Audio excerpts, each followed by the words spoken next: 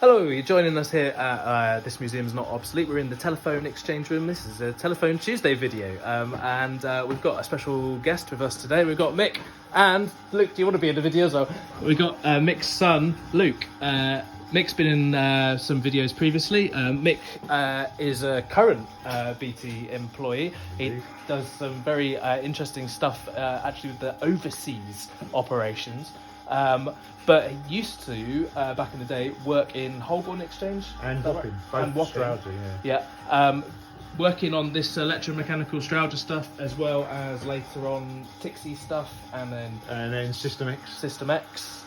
So yeah, really spanned like a lot of the different generations of telecoms equipment that we use in the UK. And Luke, you worked for BT for a couple of years. Couple of years as well. So what kind of stuff? So I was a field engineer, so going out sort of around East London, South East London, doing all the stuff from the exchange out to the customer.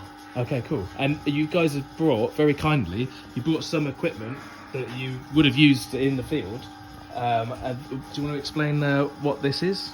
So this, the head end is an oscillator. Okay. And we're not. This is Telephone Tuesday, and not Synthesizer Sundays. That's an oscillator. It's used to identify if we've got a fault on a customer's line and we can't find the pair. You go to a cabinet, and the cabinet's a mess, and you're trying to identify what pair is your customer's. I think you've seen the videos before with Mitch with the cables and the amount of pairs on the cable. If you're trying to find particularly a particular pair in that cable, and it labelling or the cabinet's a mess, we need a way of finding out. So you'd go to one end and put the oscillator on. I don't know if Mitch want to show the oscillator. Yeah, do you want to come over here with us? Yeah. So this is the oscillator. This is the oscillator, and we've got that plugged in at the moment. We can't replicate the whole street network in this exchange, but we can do. It's sending a pulse, and we can change different speeds of oscillator onto the line. Why would you want to change those speeds? So if you've got more other engineers working out in the field, you want to use a different speed so you know which one's yours, just in case that likelihood happens. So on the same cabinet, you've got somebody else working on a problem, probably a messy cabinet, and they've also got the issue. So there's different paces, and we might show that in a minute when you listen to the amplifier. So you'd set that up at one end, either the exchange end or the customer, and then you would go to the area you're trying to think of, to the cabinet for instance, and try and locate the pair. Now unfortunately we haven't got a cabinet, so we can't show, but what we can do is it's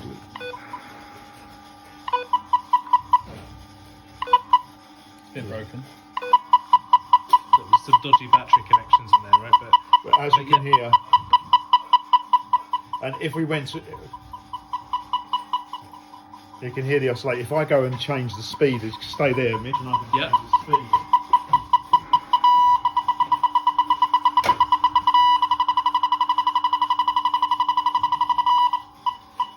There you go. That's super useful, isn't it? And so if you identify the pair, we can't do it this way, but if you identify the pair, if you short them out, it cuts the oscillator off altogether, and then you know that you've identified your pair. Yeah, right? Perfect. If it doesn't, then you might have a pair very close, and you've got the one very near it, and that's why you can hear it. So definitely amongst maybe a 2,000 pair cable, or that's in a cabinet, you can actually identify the pair. If you're close, because it really will be with this probe, getting very close to it, and it might be weird, isn't it? As soon as you've got the right one, if you short them out, you know you've found the right pair, and then you've discovered the pair that you need to be working on. And what a great, rather than spending hours. Can demonstrate on the actual. Yes, so if you'll need the probe. I need the probe. Is it on?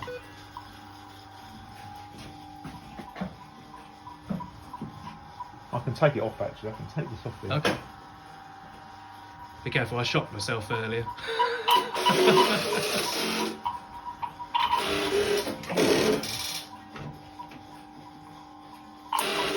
got it. Yeah. We can see here. And if I short them out, it's gone. There you go. So that's why you know you've located the right pair. And I've been very careful unplugging it out of the frame there, because earlier on Mitch kept giving himself 50-volt shots. I did, yeah. And was giving up. And you told me that's the reason why later models of this had insulated clips on them to stop people from getting shocks. It's very considerate of the manufacturers.